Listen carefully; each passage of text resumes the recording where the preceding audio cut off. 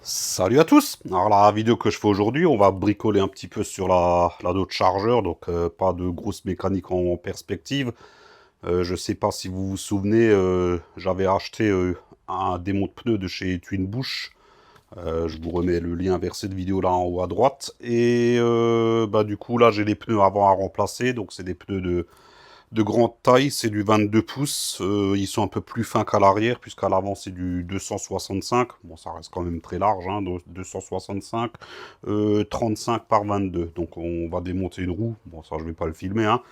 Et on va aller sur ce fameux démon de pneus et on va voir s'il remplit parfaitement sa mission. Ça permettra en même temps de faire un petit compte rendu sur cette machine. Bon ben, on perd pas de temps et puis c'est parti.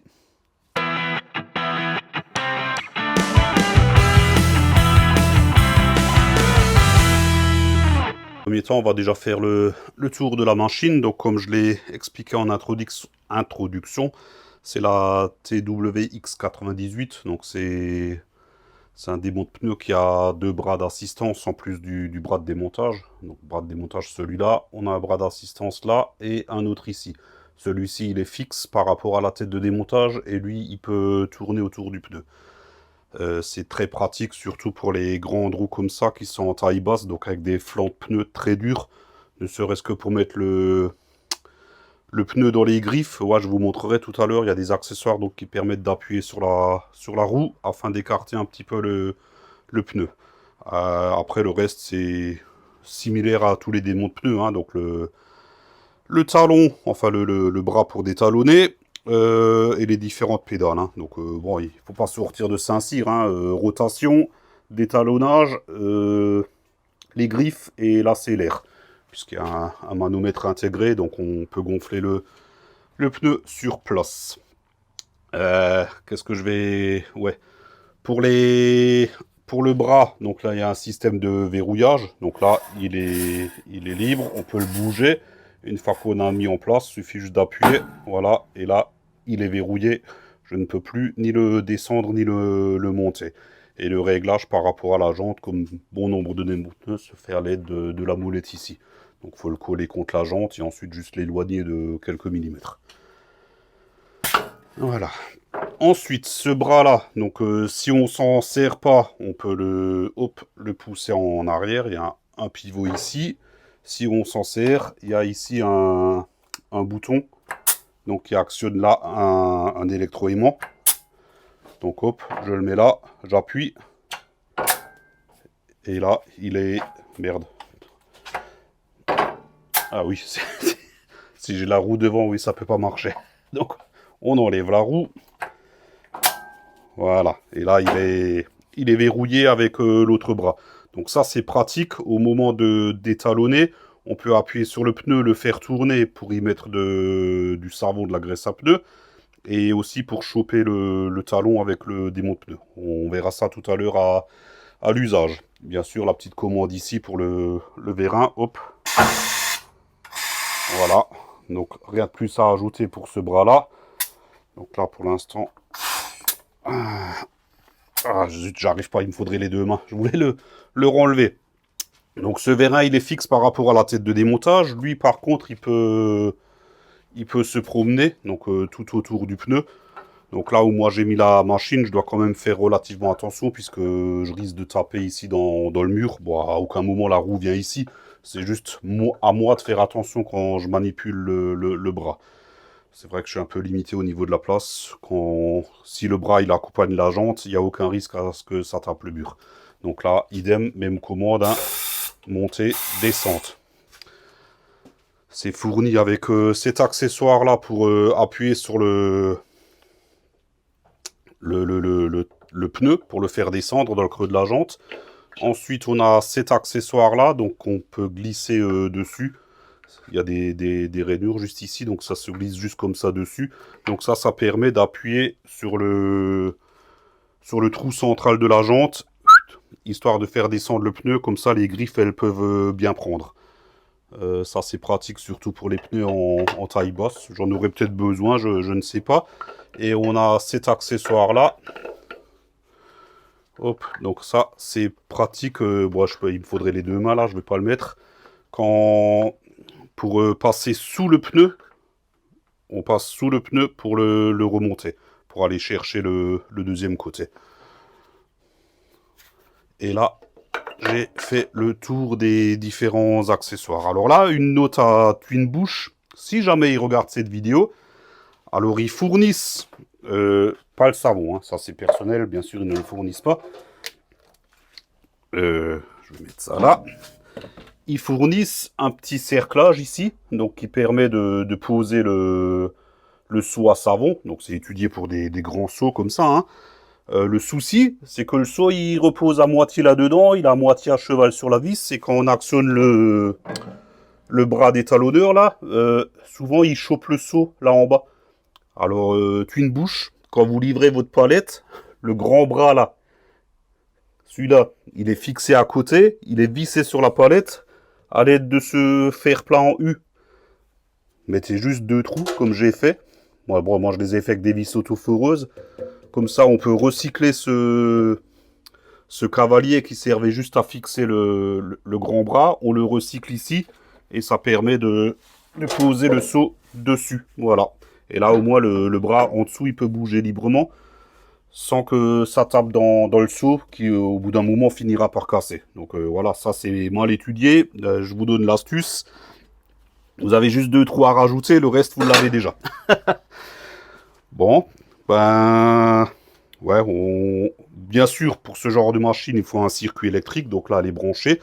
Celle-ci, on a le choix, elle est soit en triphasé, soit en monophasé. Alors ici, moi, je suis équipé de triphasé, mais j'ai quand même choisi le monophasé. Si jamais un jour, je ne sais pas, hein, mais si un jour je souhaite la revendre ou quoi, ça sera plus simple de revendre une monophasée qu'une triphasée. C'est franchement la seule raison, hein. Sinon, j'aurais presque préféré une tri, puisque les moteurs en tri sont bien plus coupleux que les moteurs en mono. Ça, c'est un avis personnel. Il faut bien sûr une conduite d'air. Et là, ce sujet-là, ce genre de machine prévoyait un compresseur de 100 litres minimum. Moi, j'ai un 100 litres. Vous verrez à l'usage, il s'allume quand même relativement souvent. C'est très gourmand en air. Je ne suis pas persuadé qu'un 50 litres puisse suivre. Ou alors, on fait une opération, on est obligé d'attendre qu'il recharge. Enfin, ça risque plus de nous retarder qu'autre chose.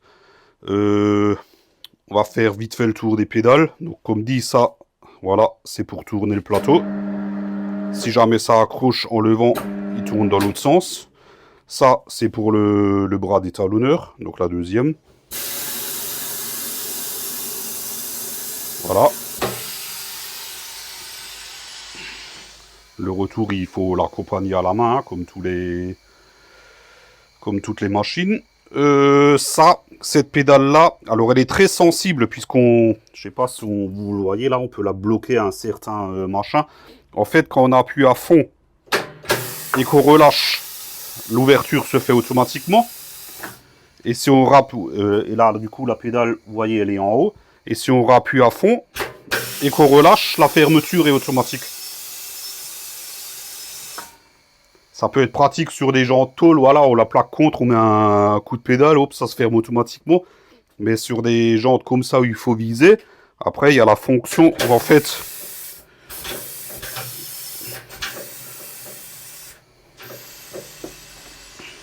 C'est là que je voulais en venir, c'est hyper sensible. Voilà, il faut mettre la... Je vais continuer un petit peu et après je vais attendre qu'il s'arrête. Je vous l'avais dit, c'est gourmand d'air. Il faut mettre la pédale au milieu et après avec des petits coups, on peut l'accrocher par à coup. Le problème c'est que c'est hyper sensible, donc on a vite fait d'appuyer et ça fait le mouvement.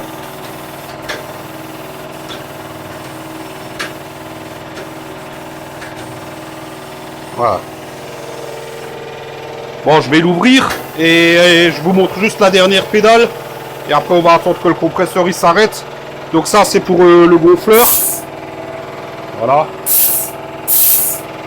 Et il y a une fonction supplémentaire qui envoie de l'air par ici.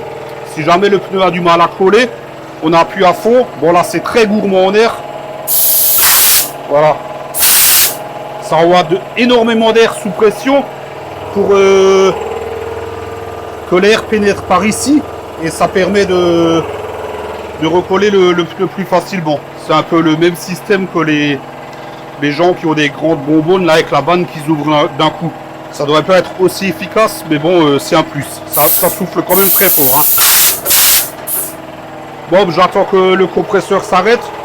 J'en profite aussi en même temps pour dégonfler celui-ci, tiens.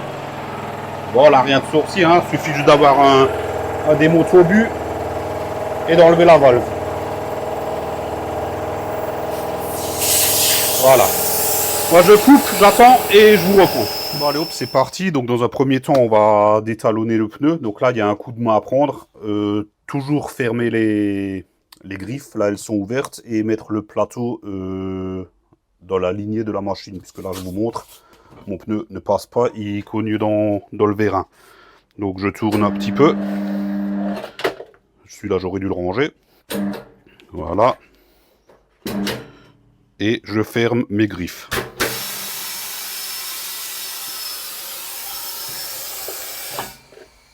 Ouais, lui, il était là. C'est un petit que j'ai encore, je vais pas le jeter. Et là, on peut passer notre pneu sans souci. Donc le détalonneur, bon, ça c'est expliqué sur leur site, il a une pression de 2 tonnes et demi. Donc c'est largement suffisant pour décoller le pneu. Hein.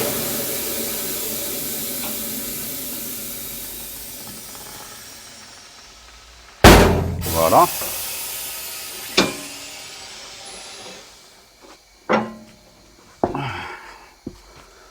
Un petit coup en face.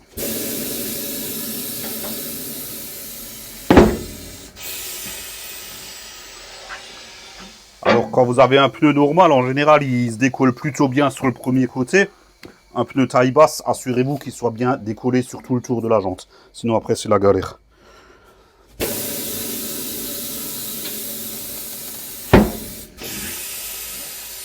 Voilà. Là on est bon, il est bien décollé partout. Bon ici, je crois qu'il se remet, donc ça veut dire qu'il est bien décollé. Voilà. Là, il est bien décollé partout. Donc pareil sur le deuxième côté. Alors bien sûr, on met la jante contre ici, c'est un patin en caoutchouc. Bon, toutes les machines ont ça, hein, donc aucun risque d'abîmer la jante, quoi. Ce côté-là, en général, est bien plus dur.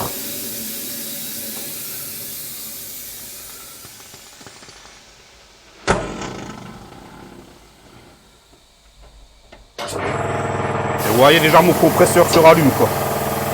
Et le pneu, je l'ai même pas décollé.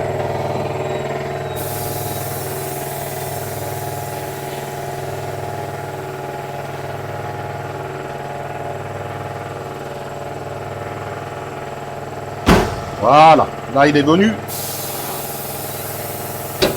Ah non, il n'est pas venu. Je coupe, j'attends que le compresseur termine. C'est vrai que le vérin là est très gourmand en air. Et là du coup, bah, comme j'ai un manque de pression, je n'ai plus de puissance. Donc on va attendre et je vous reprends. Voilà de retour, donc on va faire ce deuxième côté.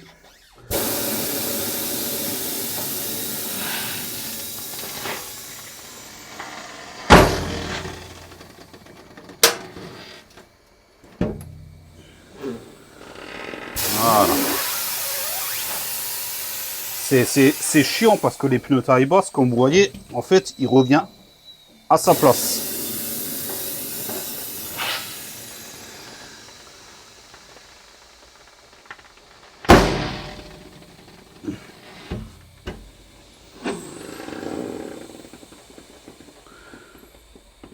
Là, il a sauté le premier cran, mais quand je le relâche, bon, il a quand même bougé un petit peu. Je vais le prendre un chouïa plus loin.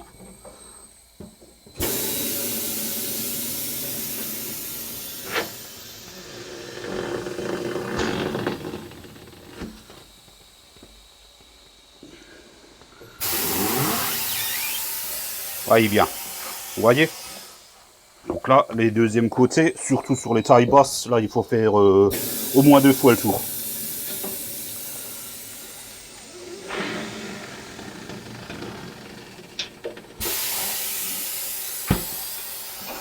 Et là, je vous parle pas de la consommation d'air.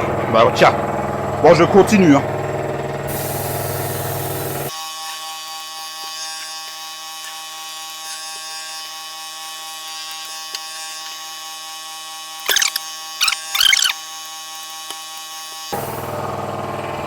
Ah, je finis le premier tour. Normalement, là, le pneu, il va sauter le deuxième cran.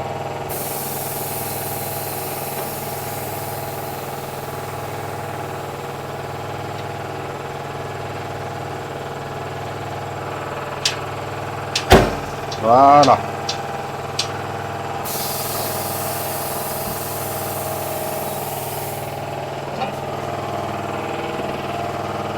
Là, on peut se permettre d'aller un peu plus loin.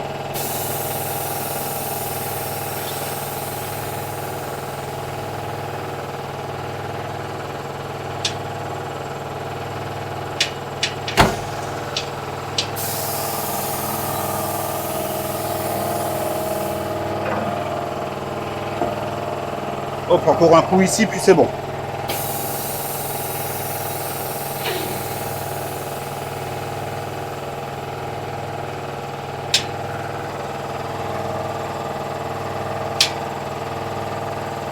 Voilà. Donc là, je vais attendre que le compresseur recharge et je vous reprends. Voilà. Donc, comme vous avez pu le voir, c'est vraiment énormément gourmand en air. Hein. Je ne suis pas persuadé qu'un compresseur de 50 litres puisse suivre avec ce genre de machine. Ou alors, c'est franchement plus galère que mon démo de pneu manuel. Déjà là, bon, comme dit, ouais, je suis vraiment sur des tailles hors normes là. Donc, un pneu classique, j'ai déjà fait. Hein, et, pneu classique, on n'est pas obligé de faire 3 fois le tour comme j'ai fait là. Hein, ça se décolle très bien. Donc là, je prends ma jante, je la pose sur mes griffes. Voilà. Et là, on prend ce bras-là, comme c'est un taille basse. Et du coup, l'utilité de cet accessoire, on peut appuyer sur la jante. Voilà. Et je vous montre l'utilité de ce truc. Ça, c'est vraiment pas mal avec des tailles basses. J'avais une lampe, elle est là. Hop, ça permet à la griffe de rentrer et de comprimer le pneu. Et du coup, là, je peux faire la fermeture automatique. Voilà. Et ma jante, elle est sertie. Hop, je vous remets ici. On peut retirer ce bras. Je retire tout de suite cette griffe, puisqu'après, on se servira sans doute de l'autre. Ensuite, on prend ce bras-là, on le verrouille.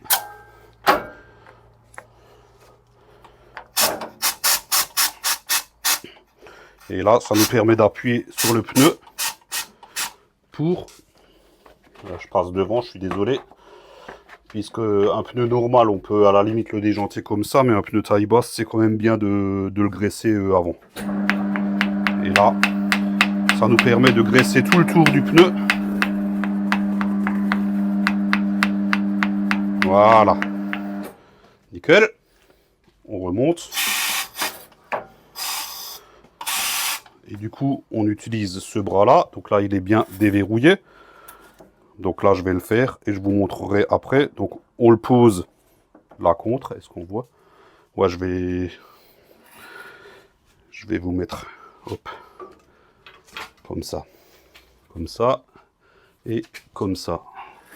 Là, je le mets contre, je le tiens bien contre, aussi bien en appui vers le bas qu'en appui contre la jante. Je verrouille à l'aide du petit bitonio qu'il y a juste ici. Donc, je vais tirer dessus. Je vous remets là. Et le fait de tirer, tac, je ne sais pas si vous avez vu, ça a remonté la tête de quelques millimètres. Donc, elle n'est déjà plus en appui sur la jante par le bas. À savoir que la tête, je ne sais pas si on le voit, au pire je vous le montre, hein. Si jamais, il y a des patins en téflon ici, et il y en a aussi sur le dessous, on ne le voit pas. Mais là, elle touche absolument pas la jante. Donc là, elle touche plus en hauteur, maintenant il s'agit de l'éloigner dans ce sens-là. Ça se fait avec la molette qu'il y a juste ici. Donc il suffit juste de tourner jusqu'à ce qu'on éloigne la tête. Voilà. De 3 mm. Hop, et ça suffit amplement. Donc là, du coup, j'ai besoin de la place. Je vous remets ici. On prend le démon de pneu. Là, du coup, on peut se servir de... Non, je ne vais pas le prendre le démon de pneu. J'ai besoin de guider ma petite roue, là.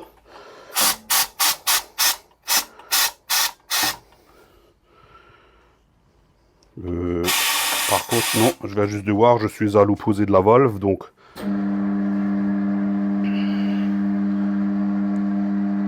Le pneu ne peut pas aller dans le creux de la jante à l'endroit où il y a la valve. Si le pneu ici il descend, en descendant, en allant dans le creux de la jante, il y a un risque qu'il arrache. Moi j'ai une valve automatique, un capteur de pression, donc il y a un boîtier dans le pneu.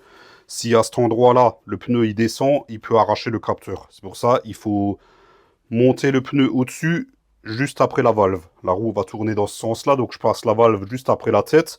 Comme ça, on mettra le pneu dans le creux de la jante ici. Et là, il partira, il sera en appui sur la jante et à aucun moment il descendra en dessous. Voilà, donc là, je peux prendre mon démon de pneu. C'est vraiment pratique puisque du coup, je vais quand même mettre un protège-jante. J'aurais peut-être dû le mettre avant. Non, ça va. Et là, je peux mettre le démon de pneu sur mon pneu et je relâche. Voilà, là, mon démon de pneu, il est pris. Pour basculer le pneu de l'autre côté, il est important que de ce côté-là, le pneu il aille dans le creux de la jante. Et là, du coup, ben forcément, c'est ce vérin-là. Un pneu normal, on appuie avec la main, mais ce genre de pneu, c'est pas possible. Hop. Voilà. Et là, logiquement, je dois pouvoir monter mon pneu. Voilà. Hop. Et là, il suffit juste de partir avec la pédale pour faire tourner. Le vérin derrière lui va suivre automatiquement. Voilà. On arrête. On peut remonter ce vérin. Et on continue.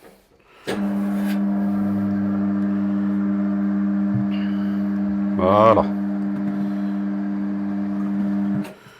Zut, il passe pas au niveau de mon protège-jante. Je vais l'éloigner un petit chouïa encore. Il passe là? Non, il passe pas. Zut. Là, j'ai fait une bourde. J'ai laissé mon protège-jante.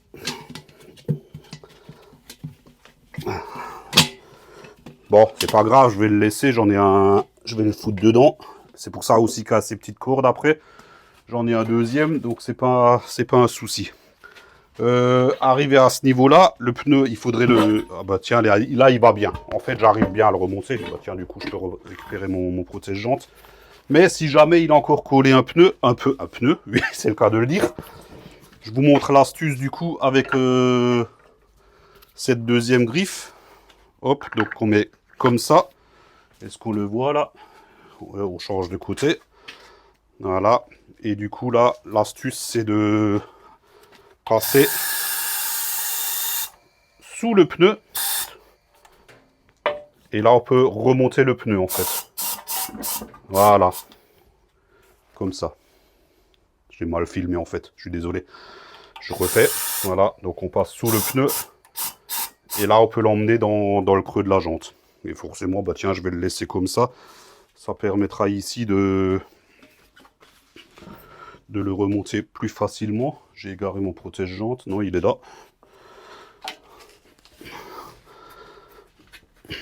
Voilà. Et là, on peut attraper le pneu beaucoup plus facilement.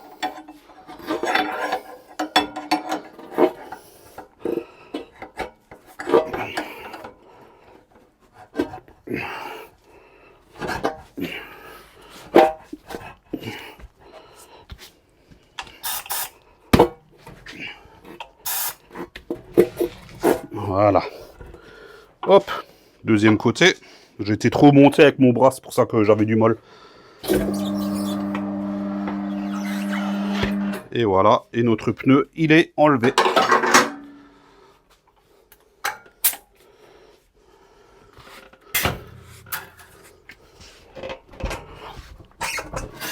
Voilà. On peut dégager le bras pour dégager le pneu.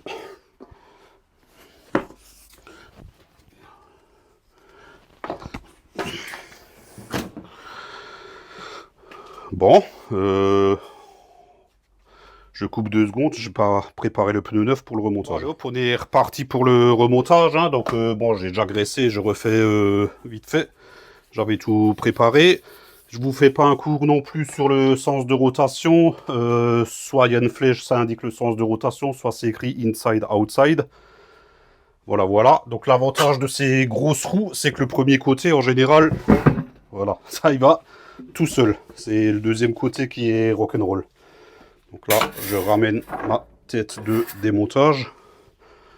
Hop, où qu'elle est ma valve? Elle est là. On va la faire avancer un petit peu. Voilà, c'est important que... Est-ce qu'on la voit? On va se mettre comme ça, hein, pour avoir une petite vue d'ensemble. Hop, là c'est pas mal, hein. Prendre un peu de recul. Voilà, voilà. Donc c'est important que la valve soit à l'opposé de la tête de montage, pour la simple et bonne raison que on va emmener le pneu dans le creux de la jante ici, jusqu'à là à peu près, à l'aide des bras, de l'outil de maintien de talon. C'est à cet endroit-là qu'il va se monter, et le montage va se finir au niveau de la valve. C'est-à-dire que le pneu n'ira jamais dans le creux de la jante au niveau de la valve. C'est ça le plus important, hein. Donc là,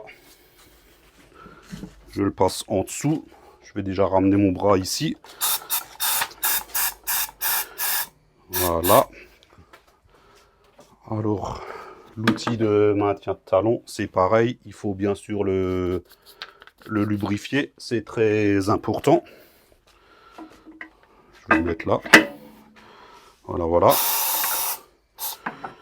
Et mon bras, je vais le mettre ici.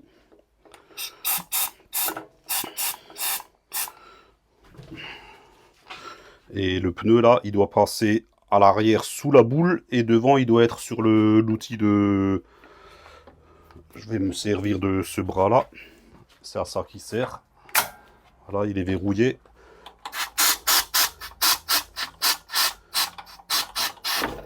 Zut. Je me suis un peu emballé là. On va me servir de celui-là, ça ira bien mieux.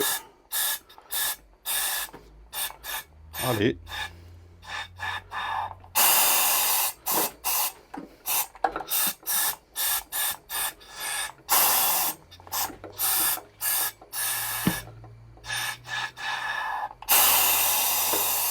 Je suis allé un peu trop loin. Oh, faut que je recule. Voilà. Voilà. Vous avez vu, là, le pneu doit passer ici sous la boule, mais à l'arrière, il doit bien être sur la tête de montage. Si la tête de montage passe en dessous, le pneu ne pourra pas se monter. Et la petite roue là, ben, elle permet de maintenir le pneu à cet endroit-là.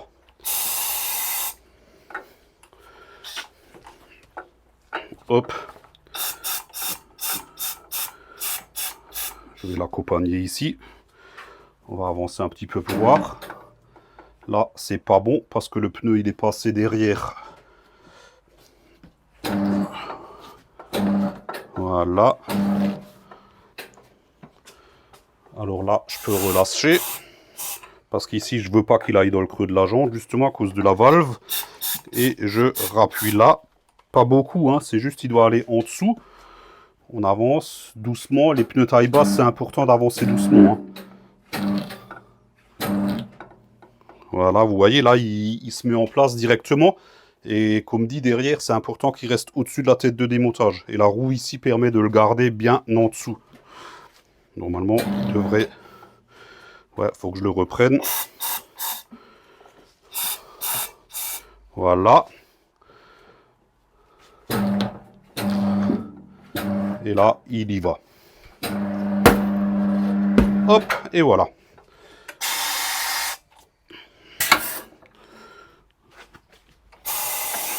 Et on se sert du vérin pour récupérer l'outil de maintien de talon. Et vous avez vu, ça a fini par claquer au niveau de la valve. Donc le pneu, il n'est jamais allé dans le creux de la jante à ce niveau-là. C'est le plus important. Hop, on peut ranger tout ça. On libère le pneu. Voilà. Et puis après, ben, suffit juste de gonfler, hein. Bon, j'ai même pas mis l'obus, hein, mais bon, on gonfle à l'aide de la pédale là. Ça, je vais pas le filmer. L'équilibrage, pareil. Bah si, je vais le filmer, tiens. Pourquoi je le filmerai pas? Bon, ça fait partie de la machine, donc autant le montrer. Bon, j'ai pas mis l'obus, hein. Là, on a entendu le premier côté claquer. Et le deuxième. Voilà. Donc là, le pneu, il est collé. Bah, il reste plus qu'à enlever ça, remettre l'obus, faire la pression, l'équilibrage. Ça, je ne le filme pas. L'équilibrage, j'avais déjà filmé quand j'ai monté ces jantes-là sur la chargeur. Je vous remets le lien là en haut pour vous montrer comment j'équilibre à l'aide de mon équilibreuse qui est juste ici. Et moi, je vais faire l'autre pneu et puis on se retrouve pour le débriefing.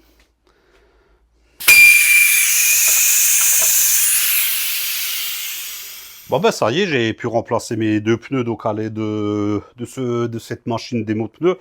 Donc qu'est-ce qu'on peut dire? Bah, elle fonctionne très bien, hein. Elle fonctionne ce pourquoi elle était faite. Qu'est-ce que je peux dire d'autre? C'est salissant. Je sais pas à quoi je me suis cogné à chaque fois pour me salir le bras comme ça. Chose qui ne m'arrivait pas avec mon démo de pneu manuel. Enfin bref, je regrette pas cet achat. C'est vrai que là, du coup, les tailles basses de la Dodge en 22 pouces, là, c'est quand même plus facile. Faut y aller doucement, ça c'est logique, hein, que ce soit même du 17, du 18, du 19. En taille basse, faut y aller doucement et progressivement. Un pneu normal, lui, il va y aller tout seul, hein, mais les tailles basses avec les flancs fins et rigides, ouais, comme dit, il faut y aller doucement au risque d'abîmer le pneu. Surtout avec ce genre de machine, puisque moi, quand je le monte à la main, si ça force, je le sens. Là, avec la machine, le moteur il tourne, moi je ne sens pas si ça force, donc il faut vraiment faire attention. Euh, je suis très content de cette machine. Bon, comme dit, le seul truc, hein, c'est au niveau du support de graisse. Ça, je vous l'ai montré tout à l'heure, hein. Et en plus, il y a une patte de maintien. Donc, twin bouche, si vous m'entendez, vous avez juste 2 trous à faire. Fournir 2 vis, on recycle cette patte et ça fait un support pour le seau. Sinon, pour le reste, ouais, je suis très satisfait de mon achat. J'espère que je ne regretterai pas avec le temps. Parce que, comme dit, avec mon démoteur manuel, ben, une page s'est tournée. Sur ces bonnes paroles, ben, moi je vous dis à la prochaine, hein. Donc si la vidéo vous a plu, un petit pouce en l'air, c'est sympa, ça fait plaisir. Pensez à vous abonner si ce n'est toujours pas fait. N'oubliez pas d'activer la cloche afin d'être notifié de la sortie des prochaines vidéos. Tout l'outillage que j'ai utilisé, ben, il n'y en a pas. Donc ben, ouais, je mettrai quelques liens au pif dans la description, c'est toujours utile, hein. Et pour le reste, ben, je vous dis à la prochaine. Ciao, ciao!